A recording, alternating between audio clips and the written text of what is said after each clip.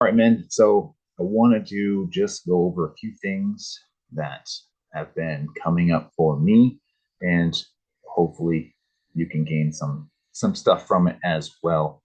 I started reading in the book of Philippians, and just through the first two chapters, it has been it has just been some great reminders of understanding that all that we do and all that happens, all the things that happen to us, the circumstances, the situations that we go through, there is purpose in all of that, and we can use it for the advantage of spreading the gospel, or we could wallow in the pit, being that pity party that I so often fall into.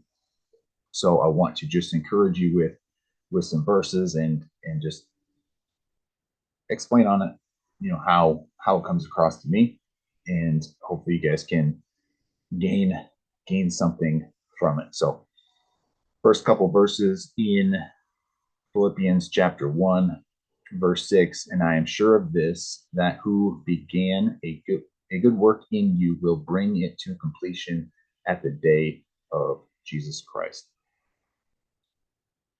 With this, I mean, it's pretty plain to see that God is working, and he's Paul is saying he's sure, he has faith and trust in God that whatever he started, he's going to finish, and we need to just be reminded of this. I need to be reminded of this, that the good work that God is doing in us and through us is going to come to completion. So we need to stay the course, continue to focus on God, focus on doing God's will, not our own, and just stay the course. Paul goes on to say in verse 12, I want you to know, brothers, that what has happened to me has really served to advance the gospel. And at this point, I'm assuming, I don't know on my timeline, but I'm assuming at this point, Paul's been in prison, beaten, stoned, you know, people have tried to kill him over and over. And yet he's saying, I want you to know what has happened to me has really served to advance the gospel.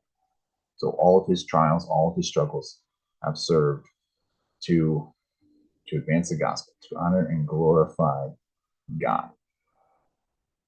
So for me, as I was looking at that, I'm like, what has been going on in my life? You know, most recently, but also looking back. And has that been an opportunity for me to advance the gospel? Have I been using that as an opportunity to advance the gospel? And there's definitely times where no.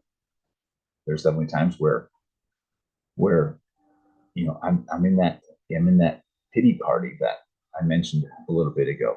And I want you guys to know that we are we are not called to a pity party. We are called to glorify God. And I get it. It's difficult at times because we just get wrapped up in our own situation and in the feelings that come from the difficult situations, the relationships, the finances, the the all the things. There's there's the emotions that just trip us up over and over, and this is where we, or this is where I tend to, or have in the past, really struggled in terms of living by my feelings instead of living by my faith, because I get tripped up and stuck in the situation instead of trusting what Paul said a little bit ago of, I'm sure that God's going to complete the good work that he started. And the pain that we're going through, God has a plan and a purpose for it. Doesn't feel good right now, just like discipline. It doesn't feel good now, but God is working and moving in our lives through all of our challenges, all of our circumstances, and all of our situations, whether they're a triumph or a tribulation.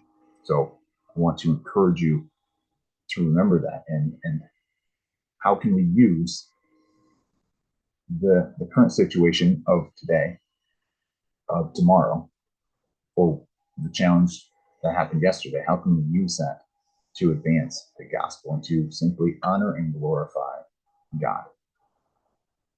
And he goes on to say in verse 20, as it is my eager expectation and hope that I will not at all be ashamed, but that with full courage, now as always, Christ will be honored in my body, whether by life or by death. This is why, this is a good example of why we continue to take care of our body, not because we are expecting to live forever, but because we want to honor and glorify God. We want to honor and glorify Jesus, his sacrifice on the cross. In our body, we take care of it. This essentially goes back to, for me, the story of the talents, where there's the three servants. One gets five, one gets three, one gets one, and they have an opportunity to use those to make more talents, essentially. And the first two do a good job, multiply. The last one just buries and hides the talent. And when the master comes back and gives it back to him, he didn't do anything with it. And for me, those talents are us. We are the talents. And are we using the talent, the ability, the abilities and opportunities that God has given us to, again, advance the gospel, to multiply, to grow, not necessarily just grow ourselves, but to grow the kingdom of God? So I want to encourage you with that. And then in chapter 2 this morning, I was reading, and let's see, two things that stuck out to me. First, in verses 3 and 4, do nothing from selfish ambition or conceit, but in humility count others more significant than yourselves. Let each of you look not only on your own interest, but also on the interest of others. This is where I have fallen short so many times. In verse 4, let each of you look not only on your own interest, but also to the interest of others. I get tripped up, caught up in my own interest, and I forget, or simply just haven't cared about others' interest.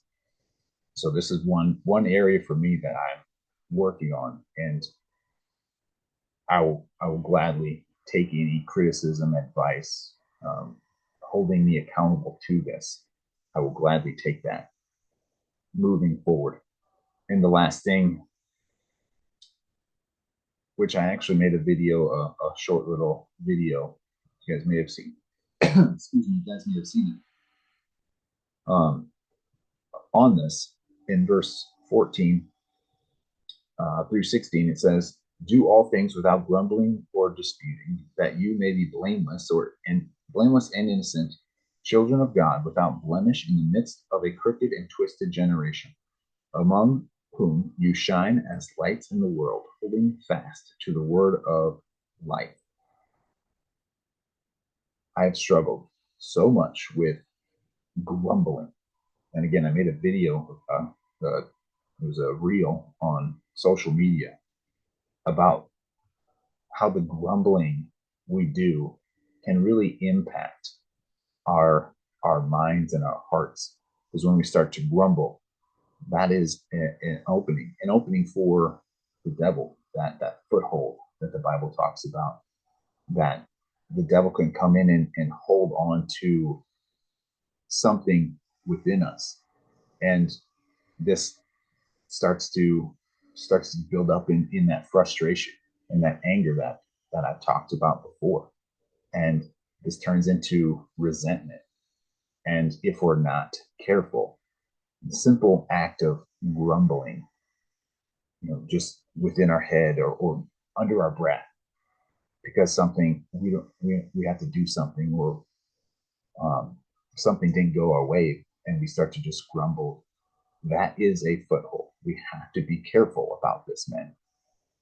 That we don't allow the simple act of grumbling, which surface level doesn't look too bad. You're just, maybe you're just a little bit annoyed or upset with the situation, but that is an opportunity for the devil.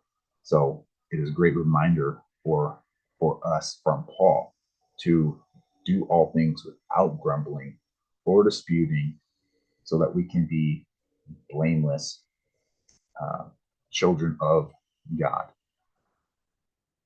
And he finishes that with, we're lights in the world, holding fast to the word of life. We have to hold fast to the word of life. And the only way we can do that is to remain reading the word of life, remaining in the Bible. So men, I encourage you, do your do your daily reading, do your daily praying, do your daily journals, do your daily workouts. These all have an impact on your life. And it's easy when we skip one day, to all of a sudden it's 2 days, all of a sudden it's 3 days, all of a sudden it's a month. And we wonder, how the heck did we get here? It wasn't because you chose to be there. It was because those little habits got left. That little bit of time that you are supposed to be honoring and glorifying God in communion with God gets left behind. And I get it.